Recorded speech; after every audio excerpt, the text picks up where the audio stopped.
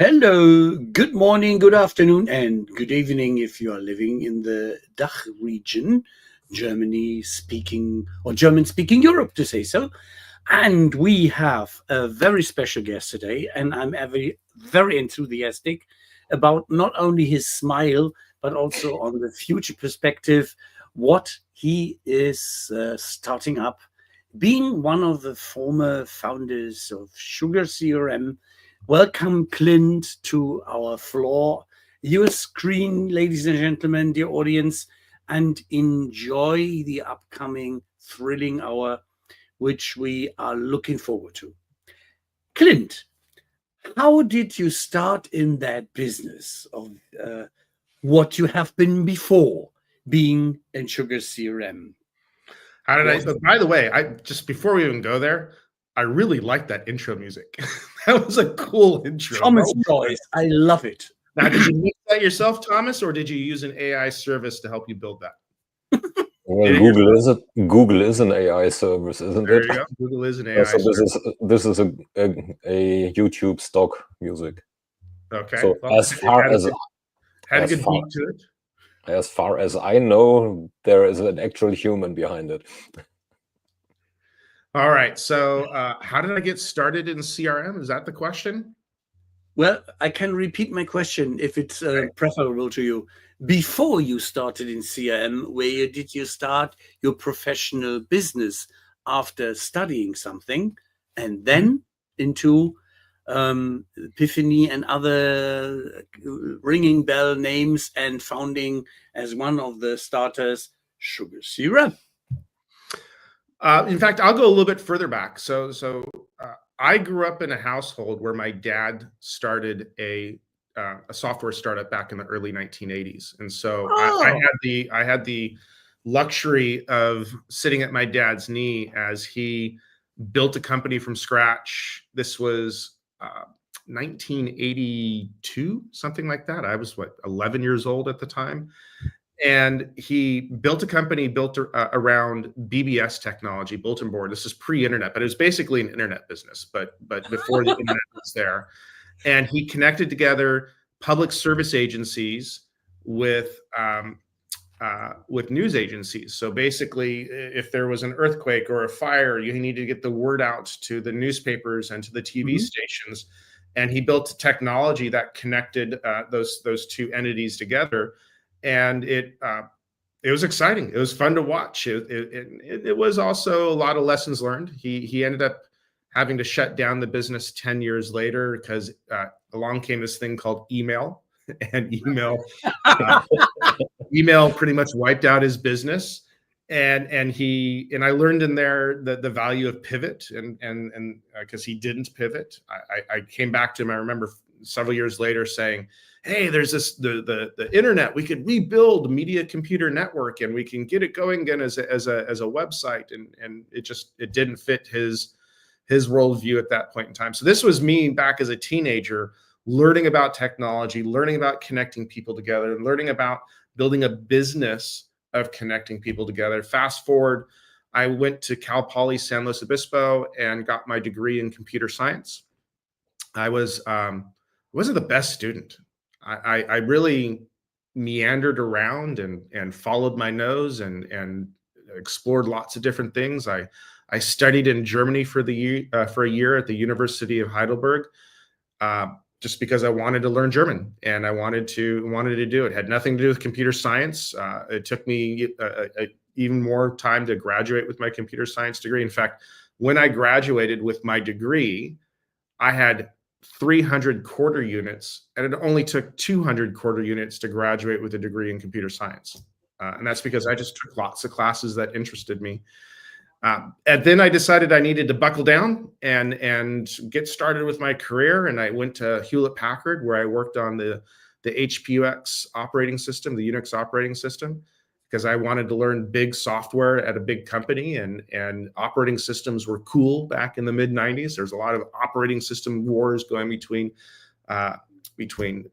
Windows and Unix, and then Linux was coming along, and And it was at that time that I decided I needed to go out and jump into the startup world. And I landed at a CRM company. I knew nothing about CRM, but except for how to spell it, right? But I did have a couple friends working there.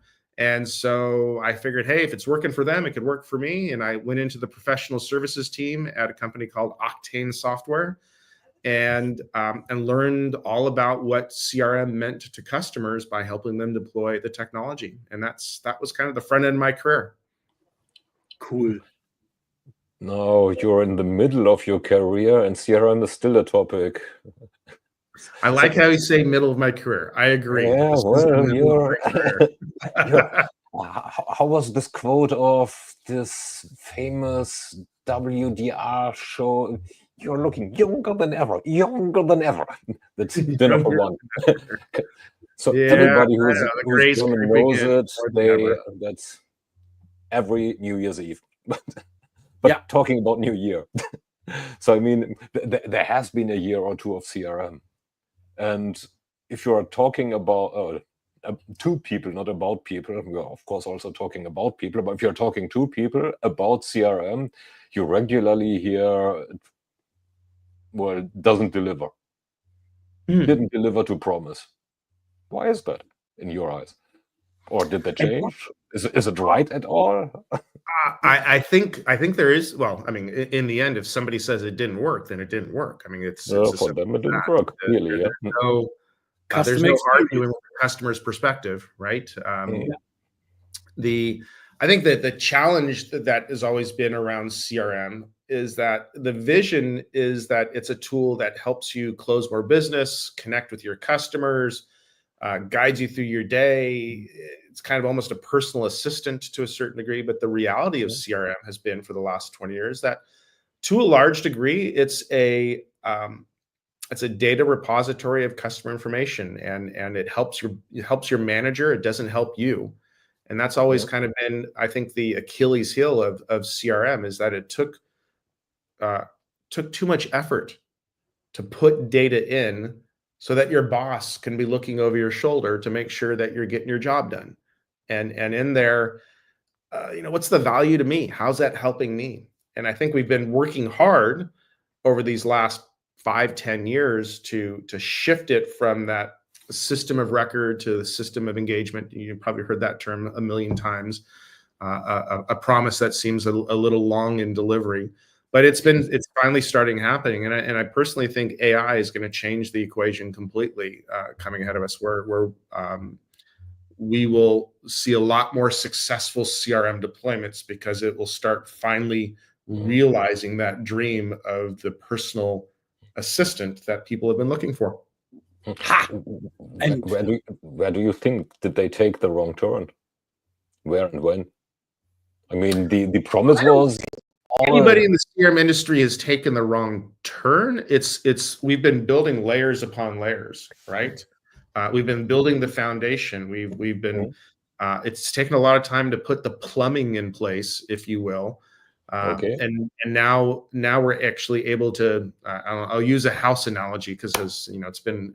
Because I'm not going to use a car analogy. I'll use a house analogy instead. The two favorite analogies of people in technology. But we've built the foundation. We've got the walls up, and we've got the sheetrock up, and we're envisioning our head that first party that we're going to throw in the house. And I think that's coming ahead of us. And in there, I don't think we've done anything wrong in the last 20 years of CRM technology. I think we've been laying the foundation, and now it's about to turn into something really exciting. And plumbing and using the house comparison is a very famous one. There is a book in good old German from Michael Brendel, CRM in Mid-Market, which used the house analogy to describe how a CRM project can be constructed. Know that book very well. Well, similar to your analogy, my God, why did I want to say analysis right now? So it starts with an A. You said we put the plumbing, or the plumbing has been put in place largely right now. And you said that well, I heard you saying at least that AI will be the lever to do this or to deliver to promise right now. So I think now this is where Jesus' question is at. this This is where I get excited. How will that do in your eyes? Okay. I'm going to play off of the vibe coding idea that Jesus put down, because that is something that has been consuming my thoughts over the last several weeks here. Vibe coding, of course, being a concept that was introduced by the CTO of OpenAI back in February, where he wrote a blog post talking about how he was just accepting all of the AI suggestions, not really focusing on building perfect code, but building prototypes and he was rapidly iterating on ideas and not even having to really worry about the technology, but just talking to the computer.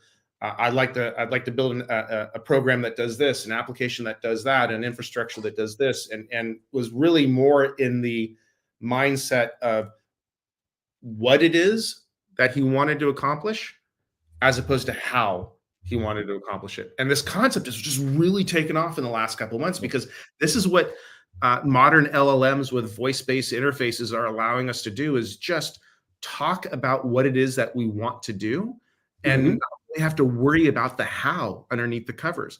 That has then since been starting to kind of take root in a variety of different industries. I was just listening to this awesome podcast a couple of days ago on vibe gaming, and how game developers are just talking to the LLM about what it is they want to build and the different cool ideas that they could put into the game. And they're not even thinking about the code or writing the code or anything like that, but they're getting rapid prototypes up and going. So a friend of mine, just a couple of days ago, my roommate back in college, we were talking about this idea, and we used to, this is just stupid 1990s college students, we would sit around and jokingly watch the disk defragger on my 286 computer, organizing the data on the hard drive, and there and drink beers and see how fast we. This was just, bored on a Thursday afternoon with a 12-pack in the dorm, and so I was saying to Greg, hey, I wonder if we could build that game. So I went to bolt.new and put in nothing but the prompt of build a game that looks like the Norton disk defragger application from the early 1990s. Just started there. And within a minute, a completely realistic interactive version of that program is sitting in front of me. And then we're adding in things like add in Space Invaders and mix in some Centipede as well. And the game just started happening, and we're just having fun screwing around. That's all we're doing, just having fun screwing around. Two guys catching up on old times and talking about this concept. And that's really where I think the idea of vibing comes in, where you're and I'm going to use a term that I always cringe a little bit, but it's ideating, right? Ideation, but it's cool. It's vibing, right? And so you take that even further.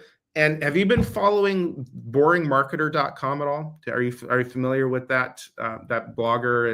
And so he's got a services business that helps companies stand up their marketing automation, and it's called boringmarketing.com. And the CEO of the company, a guy named James, goes by the handle of the Boring Marketer. And what he talks about is when you build an inbound marketing machine and string together all the different components, and you have this this inbound marketing machine going where you've got content and you're pulling people to the content, and you're reaching out and pulling people back to the content through either email or social posts. And then you got lead capture forms, and then you're following up on the lead capture forms. If you do it really well, it's kind of boring, right? It's just a machine that works in the background. And that's where his term boring marketing comes from. Well, he started using the term vibe marketing here recently, because all these tools have been wrapped together in such a way that he can just throw out ideas of, I want to go after this market, and what are the search terms that are really most prevalent and will get me the most amount of views in this particular market segment. And then the whole machine just spits out from there an inbound marketing apparatus, because I've said machine too many times, that connects together all the pieces. So vibe marketing is turning real. When does vibe CRMing happening, right? Vibe sales ops, vibe selling, vibe buying. I think that's right around the corner, and it's got a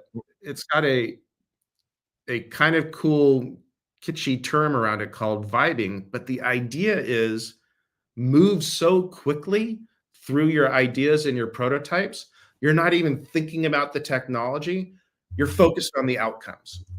And that is what's happening in front of us right now. So we get a bit of engagement here. That's SugarCRM, well, has to quite an extent a sales background. I mean, that's one of the strengths of Sugar.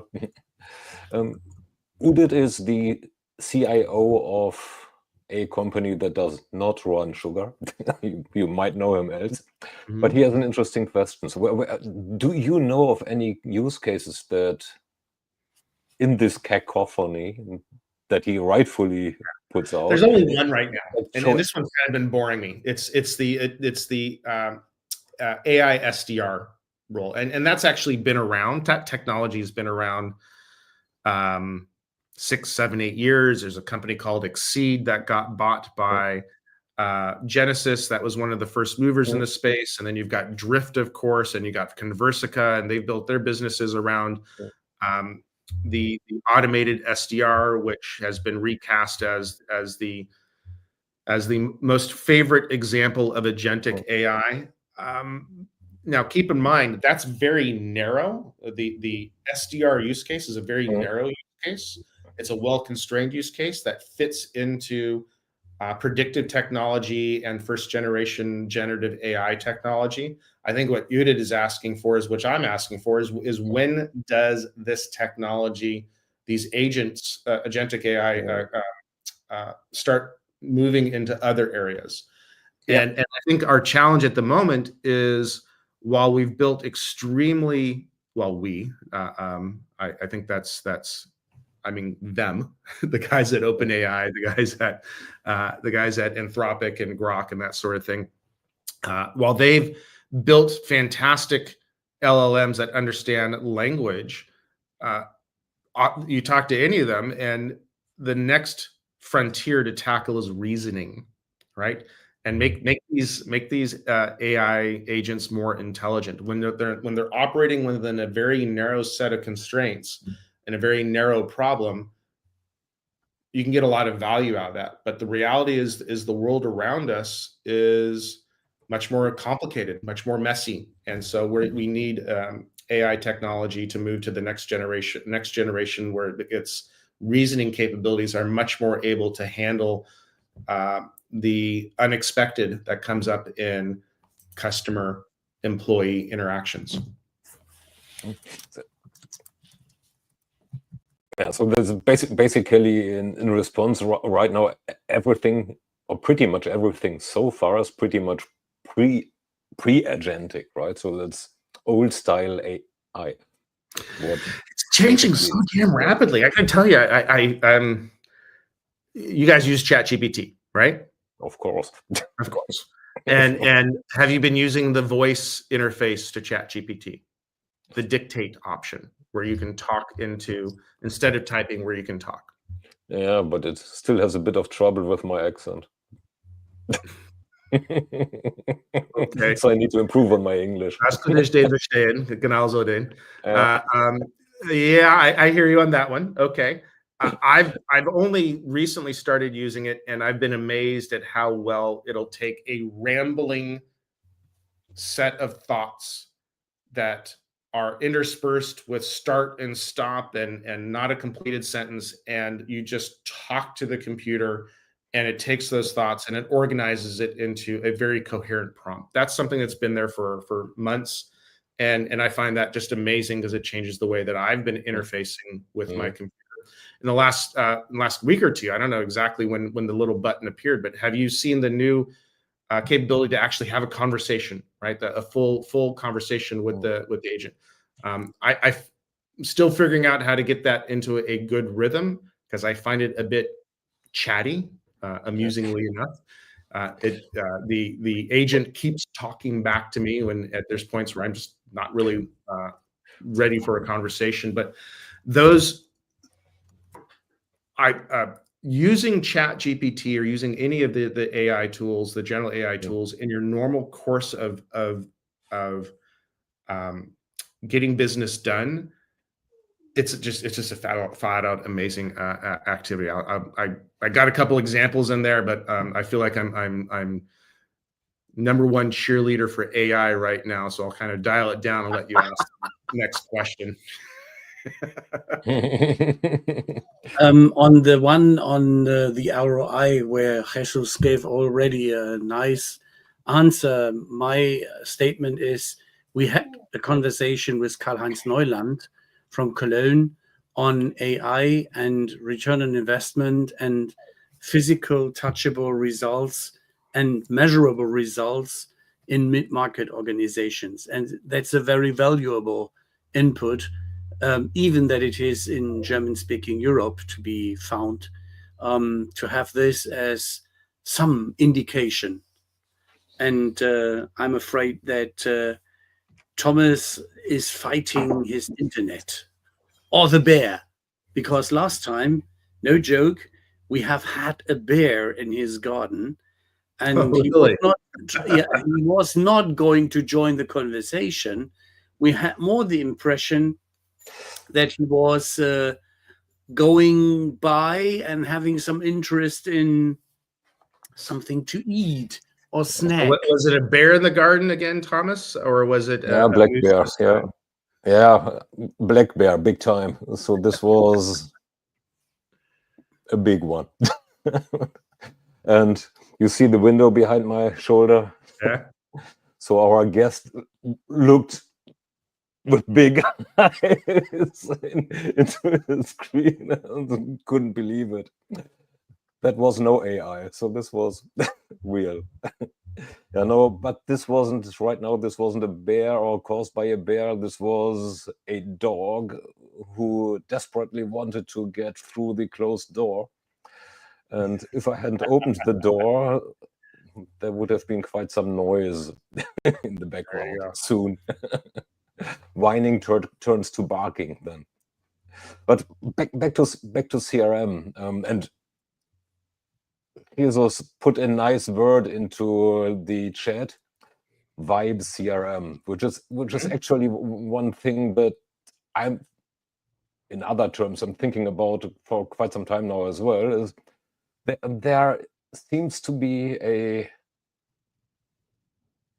trend, let's call it a trend, so that goes into the direction of pre-packaged applications, pre-built applications, losing a bit of, let's call it, relevance, because nearly every client that I know of actually customizes the heck out of their systems after they purchased it. So there's not much out-of-the-box usage, basically.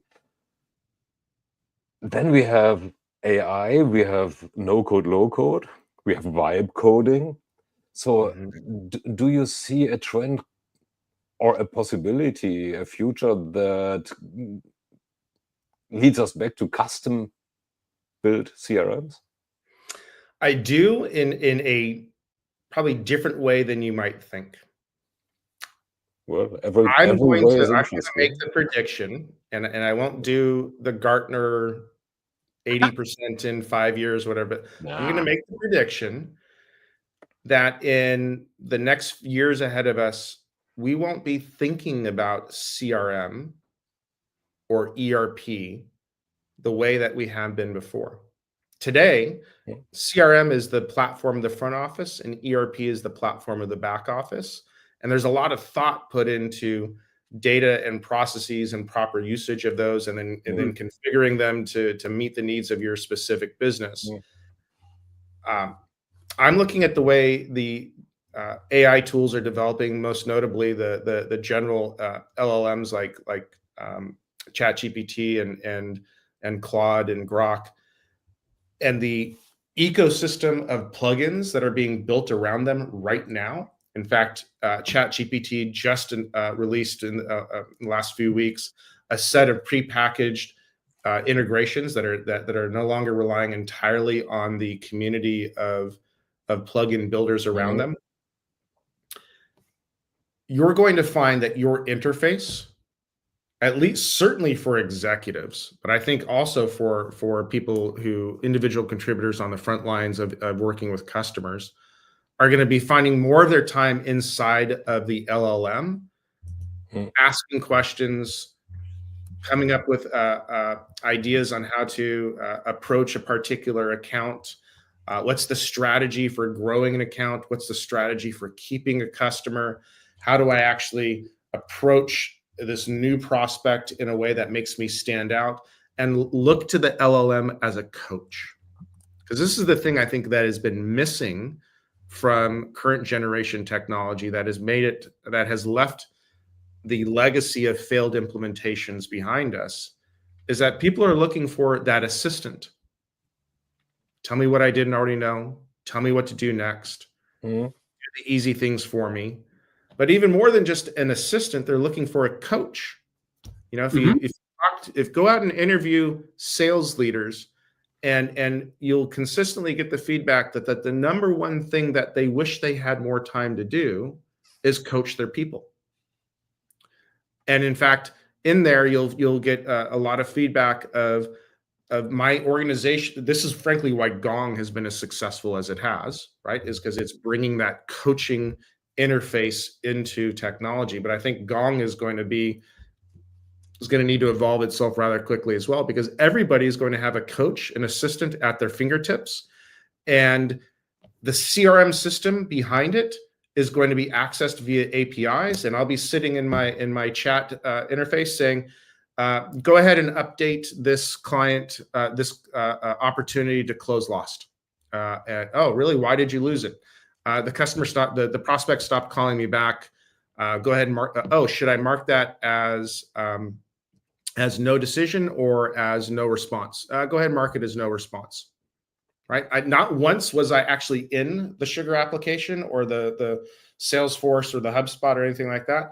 I'm in my LLM, and the LLM has a customized GPT specific to the sales coach experience, where it knows to ask me questions and guide me through the process and suggest new ideas. And suddenly the CRM or the ERP, at least as we know them today, fades into the background as a data repository. I think that's the extreme case. I also think there's a lot of really smart people at these CRM and ERP who are thinking about how they bring that LLM interface as the new user experience. And it may not necessarily sit in ChatGPT, but it'll sit in, for instance, the Sugar application itself. But the way we think about the user experience being a very directed, menu-driven, very structured, process-driven exercise, which a lot of us who've built guided selling tools and tried to employ guided selling tools find that they work 50% of the time, but 50% of the time the customer just isn't following a process, and you can't really force a process on the customer if they don't see any value in it.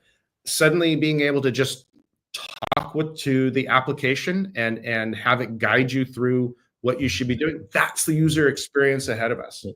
And that is exactly what you find to be a bit partially to 50% in one of these startup tools a company near Mannheim has produced called Sally, Sales Assistant. And Sally is smart. It helps you, it gives you advice, it coaches you to a certain degree, and it has some ideas such as the typical salesman preparing for the next deal, going for the parking lot or just asking some questions, because riding towards the customer is normally not the time where he is in dialogue with the CRM system. And that was one advantage I found out. This is the awesome thing about this space right now. Coming back to my comments earlier about about the startup energy, the entrepreneur energy that is just, it's vibrant, it's there, it's intense, it feels like the late 1990s again. Every single time I talk to somebody, like, oh, you should check out this AI company. They're doing this really cool, exceptional thing. Like, oh, I didn't even hear, I never even knew about Sully. So I'm going to now, I'm sitting here quickly taking notes, saying, gotta go dig into that one. That's just the fun part about what's happening right now. Yeah. And your enthusiasm is, let's say, ansteckend, in a positive way, infectious. Yeah. So it drives, it's like a positive virus. Yeah.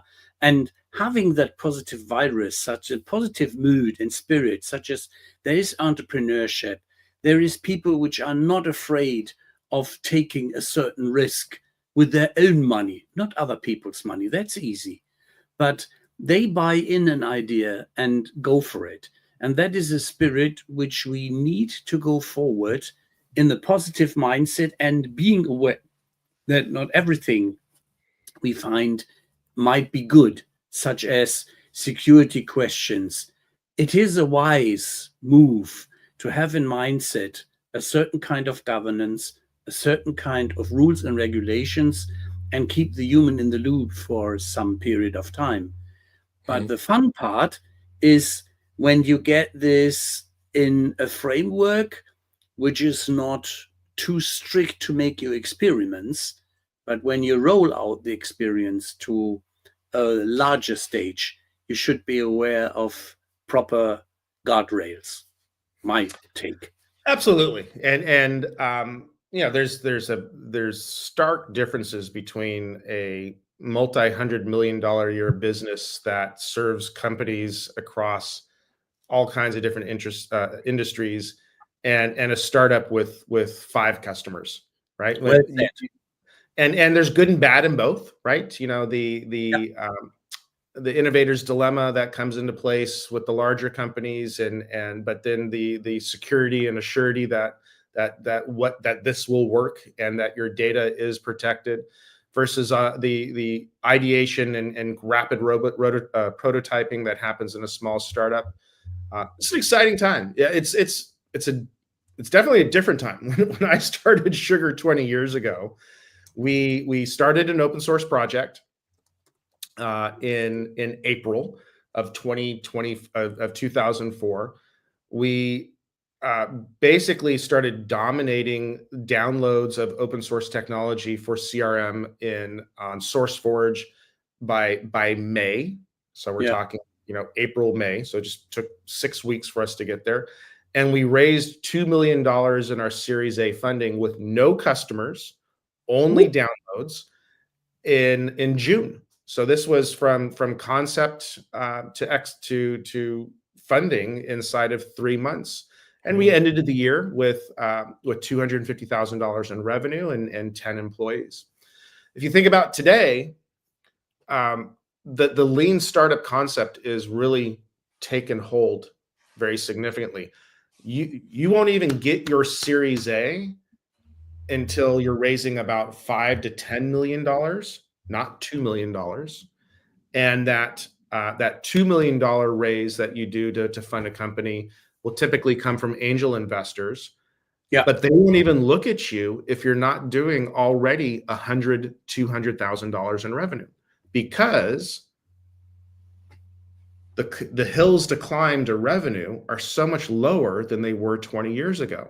What you can do as a small company and the amount of technology that you can build with leveraging AI assisted coding, vibe coding, the things that you can do in terms of finding your first customers, vibe marketing, if you will, allow very small companies to get a lot of traction very quickly. And so if you've built a mental model of how you're going to grow your company based upon raising investment capital from angel or from traditional VCs, you need to have in your head the target of $500,000 in annual recurring revenue on your own merits by yourself. And that's just a different model. And the thing is, you can do it today. And there's a whole nother discussion in there about what does the company of the future look like. I think it's a very fair statement to say a lot fewer employees, right? I think there'll be a lot more companies but they'll be smaller in nature. I think SMB is the future ahead of us. I think that the world of different industries being dominated by an enterprise company is going to be severely challenged in front of us. And instead, we're going to have a lot of 10-person companies that are leveraging a lot of AI agents and AI technology to be just as effective as a 150, 200-person company, but with only 10 or 15 employees. And I think that's coming ahead of us. And I think that's getting, frankly, proven out right now in the startup community around technology at this very moment. That's a very, very interesting statement. We will ask Laurie on the 1st of July in that direction, and what her research, if she had asked something in that direction, found out. That's I'm looking forward to hearing about it. But two big changes, I think it's going to be a lot more smaller companies. Yeah. In terms of employee count, but just as big from a revenue perspective as mid-market companies. And I think CRM and ERP kind of fades away into, as we think about it today, fades away into the background as a data source. And it's going to be much more about the application coaching you through what you need to be doing, being that assistant, being that coach, and change the user experience model entirely. And that's what I'm seeing right now. Yeah. And it's only gaining momentum. Getting a little back from the agentic company to agentic CRM. So where's the boundary? How far should the system become an agent or a set of agents in your eyes? Also looking at the comment that Ralph made a little earlier. So there are things like GDPR, there are AI regulations around that may or may not persist. Are there AI regulations? It seems like an incredibly unregulated area. The EU certainly has. So there are certain countries on this side between the Atlantic and the Pacific Ocean that we know very well that are turning back regulations, but Wild West apart. So assuming that there will continue to be some regulation or some regulation emerge, and some others are already there. I mean, we have hyper here as well. So in how far can systems or should systems become autonomous agents? Instead, well, there's the science fiction discussion, and then there's the discussion of right now. Right, and what I mean by the science fiction discussion is we could rapidly go down the path of AGI and what happens when the computers are smarter than we are, and then let's take outside the realm of outside of that George Orwell here. Yeah, exactly. Let's stay out of the dystopian future and talk about what's happening right now. Yeah. I'm going to come back to my rule of thumb for all technology. Easy. The cornerstone of adoption is if it's easy and it adds value to my day, I'm going to use it. End of story. And I think we're at the front end of figuring out where that boundary is. You know, I'm going to go back to the late 1990s when we had all these great ideas around the dot-com boom. And frankly, it took us 20 years to accomplish all of the ideas that came out in 1998, 1999. And I think it's going to be a somewhat similar experience here, though probably faster. I think there's a lot of ideas that are in place right now that are going to take 2, 5, 10 years to unfold into reality. And in there, we're going to explore what the boundaries of fully autonomous AI versus human-in-the-loop AI looks like.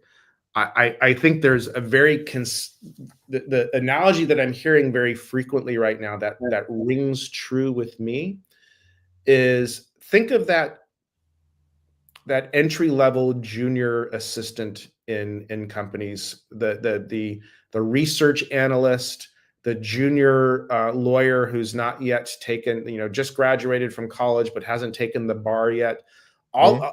in that world of working with and managing junior employees, there's always a human in the loop, right? So a junior lawyer is going to go ahead and draft a contract, and what happens next? The partner comes in and reviews the contract to make sure it's done right. And I think that model is the model that we're going to be primarily in the next 5-10 years ahead of us. I don't imagine that we're going to be ready for that. AI is going to be ready, nor will the business world be ready for fully autonomous AI just running around doing things for you. Hey, ChatGPT, go research which CRM software to buy, and then just go buy the one that makes the most sense and let me know how it goes. Right? That's not realistic. That's not going to happen. I think there's going to be a lot of human in the loop, and I think, the part in there. By the way, I've got a 23-year-old son who just graduated from college, is looking for his first job. And he and all of his contemporaries are very worried about those entry-level jobs disappearing because they're being taken over by AI. He's now adopted the perspective as he's been going through his job search of, instead of being worried about AI, I'm going to go position myself and learn about being the AI expert and embrace it. Person that deploys the AI technology. So that's his answer to the problem. But I do think those entry-level jobs are going to get taken over by AI. And what does that mean for people starting their career? I'm not sure exactly, but I think an answer is to become the AI expert yourself, even at the front end of your career. Which Hack is not your monster. Which is not exactly the direction I wanted to get into, because it's not about replacing people. I mean, it's. I always like answering my questions. I don't know if I know. It's still an interesting one, because my 19-year-old daughter only has 2 years of college ahead of herself, so she's looking at the same dilemma and becomes an avid user of, well, her dad's as well as AI writing skill or research skills. Okay, well, Thomas, here's a point in here. If you want to talk about this offline, I think I've come up with a pretty darn effective way of using ChatGPT to drive your job search. So set up a quick high level overview. Set up a project in the pro version or the plus version of ChatGPT. Have your daughter do a personality profile on 16personalities.com or high5test.com. Take that output, load it into the project as files, including her resume and other significant LinkedIn profile information, and then set up prompt instructions as a job search coach with the areas of interest that she has that she wants to go after, and then start asking the simple question. This is the beginning of a rabbit hole. The rabbit hole Alice in the Wonderland is going to go down. She asked the question, how do I get started in my job search? And this is what my son did as well. And it's an amazing coach. ChatGPT is an amazing job search coach. And I won't even walk you through every detail in there, because I'm saving that for a podcast that I'm gonna create myself here in the next weeks ahead. But do what I just described, and your daughter and you do it. If she's not yet ready to start thinking about those things, go explore it yourself. It's amazing how much of a coach ChatGPT can be on a topic like this when you give it the right instructions, the right topics to go dig into. Just recalling a conversation with John Reed. He helped a friend to dig in some same area. So probably he would be a nice guest to talk to on that podcast, which you are planning. John Reed is now on the list. John, if you're listening, I'm going to be hitting you up here soon. Knocking on the door. Talk, talk. Yeah, he's always a good guy to have. Same as a couple of other ones we have had the pleasure to talk to in this podcast. So, I mean, it's hard for you to interview yourself. It's not. You got ChatGPT. Write a blog or write a podcast script where I interview myself. Well, 2 camera angles, right? This is. So I mentioned this earlier, but I'll say it here to you guys. I'm getting ready to set myself up as a influencer in the AI space, focusing on launching a podcast as well as a blog. And one of the things that I've been hearing about, and this is the week that I've set aside, I'm going to go learn about it, is to write a whole podcast script entirely through ChatGPT. And then, and I've got a partner that I'm doing my podcast with, and in there, write the script for Greg and I having a banter around a particular topic, and then feed it into ARCADS and have it actually create 2 AI generated avatars of the 2 of us actually doing so, an entirely AI generated podcast end to end.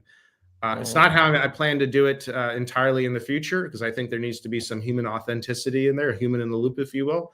But the fact that you can do that today is just mind blowing and a fun thing for me to go explore this week. Well, there's a very easy way that is actually quite authentic, or could be quite authentic. Put the human at front and write the script or an article yourself. Dump it into Notebook LM, and out comes the podcast. Then it's authentic in terms of, well, it's your input, it's fully your thoughts. But there's it's an audio-only podcast, but still. So in that whole exercise, as you described it there, at which point is it cheating? Well, where the audio gets created, basically, where out of the text the discussion gets created. There the cheat lies, if it's a cheat. I've taken a different perspective over the last couple of months as I've really been immersing myself in this topic. There is no cheating with AI. I'm shameless. If you use the tools to your maximum benefit. Be open that you're using it so that people understand where you're coming from, but use the tools. And this is a fascinating thing, because I think in the business world, it's very easy for us to get to that point of view. But I'll go back and reference my son here for a moment, coming out of the education system and just completing his 4-year degree. It's been beat into his head. That's cheating. That's cheating, to the point where he and his contemporaries are almost a little afraid of the tools. And I'm having to completely change his point of view. Like, no, man, this is how people work these days. This is how people are getting the job done. It's hammer and nail of the future. It's hammer and nail of the future, Clint. It is. And it is simply mindset changing. Take it, hug it, and make it useful for you and others, and do some good with it. Not looking at the beast as the dangerous with some hard tame the beast. Or tentacles or strong teeth, which is going to bite you. It's simply hug your monster, as I made that claim. Try to think in a positive way. I like that as a tagline: hug your monster. And that is the story about that game. Such as, if you go for Michael's Fawcett, the website, Arian Research, and you find a lot of these testing and playing around with LLMs, such as what I quoted earlier with Michael Boysen, what he developed out of his job to be done idea as a solopreneur when he left Stratagen. There are ideas evolving which are really impressive. Pandora's box is open. You will not be able to close it. No, correct. It's your choice. What are you gonna hide from it, or are you gonna hug the monster? I say hug the monster. Yeah.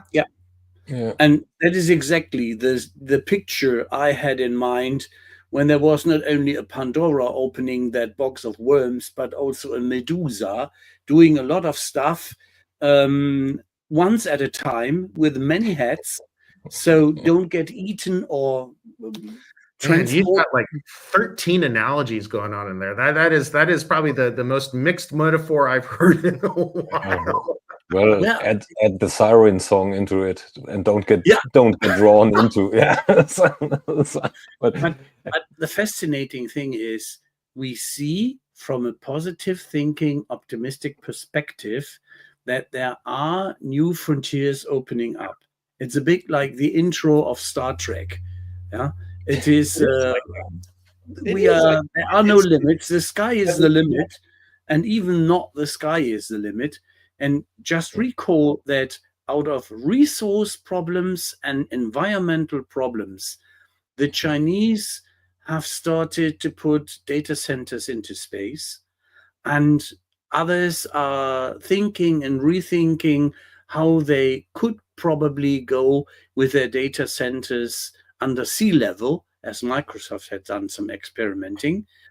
But what I was flashed off is honest, the idea that a lot of energy is available in space. And if you have proper connections to your earthbound. Here's an interesting idea that I haven't heard in a while. AI is going to drive data centers. You know, the cloud is going to be not is going to truly be the cloud. The cloud will be in the ionosphere and low Earth orbit. We've got endless direct connection to solar energy. We've got the ability to manufacture by mining the asteroid belt, and all of our data computing will be up in near space around us. I like that idea. It solves the heating problem, right, or the cooling problem, and certainly can be solve the energy problem. I could see that. I could see that playing out ahead of us. And who's doing it? Not the lovely state you are living in, because they are so interested in doing a lot of other stuff.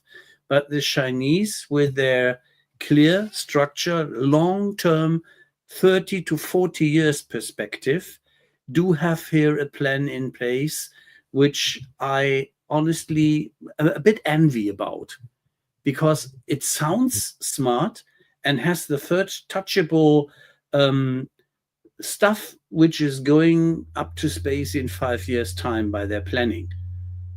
They may be cheating and they have already something up there. Won't tell us. But I believe that from the commercial perspective, we will get a lot of more news, not only DeepSeek and Manu, but also these up in space data centers. Yeah, and Manu as a tool which is capable of going forward and connecting a lot of tasks after one after another, like do that job, then do that job, do that job, do that job, even parallel. That is something which struck me. Yeah. You know, we're at the tail end of this, so I'll go down this path. We talked about how far into the political discussion should we go. I'm going to put a thought in here. There's a very common saying in the world of business that you can't cut your way to growth. Right? If you're a company that wants to be a growth company, and any company that doesn't want to be a growth company is a dying company, you can't cut your way to growth. You have to find areas to invest and invest. And I think isolationism is not the way that we drive growth in technology or quality of life coming ahead of us. I'm agreeing with what you're saying, Rolf, that the mindset that you see in the United States right now is one that doesn't foster the innovation that I'm excited about coming ahead of us. And so kind of is what it is at the moment, and it'll play out around us, and there'll be a lot of crazy memes along the way, no doubt. But I'm definitely in that techno-futurist mentality of embracing AI and turning it into that coach and turning it into that assistant and getting past the mundane mechanics of how you build code and how you build pipelines and how you build interaction models with customers and getting into that vibe mindset where you're just trying ideas quickly and throwing away the ones that don't work and doubling down on the ones that do work. And I think that is the mindset that people who buy CRM software are trying to accomplish. And they just got stuck in technology crap that slows them down. And then they look at, okay, I've got a fancy customer data repository that only helps senior management, and that's just not really what I wanted. I wanted something that turns my sellers into bingo superstars. That turns my support agents into extremely heroes, agents into heroes. That turns my customer. I mean, I want my CRM system to turn my people into heroes and turn my customers into heroes, not be this big complicated mess of technology. And I think I'm seeing it finally happen. Now, looking at the time, which is getting too short again.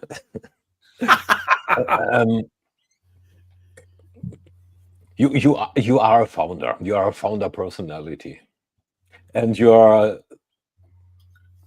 definitely feeling the buzz again. I am. It's exciting. So now, and you have some experience, by the way. So a bit, yeah. If you're looking at young grads, your son, my daughter, well, Ralph kids who are a bit older than ours. What if they wanted to start a business, a CRM business, probably, or let's say a software business? What would be your 2 or 3 pieces of advice that you would give them? I think this first piece of advice is the one that is probably the most important as I look back on my career. Just do it. Yes. The hardest part about starting a company is getting past that inner monologue of you're not good enough, you're not smart enough, somebody else is already doing it.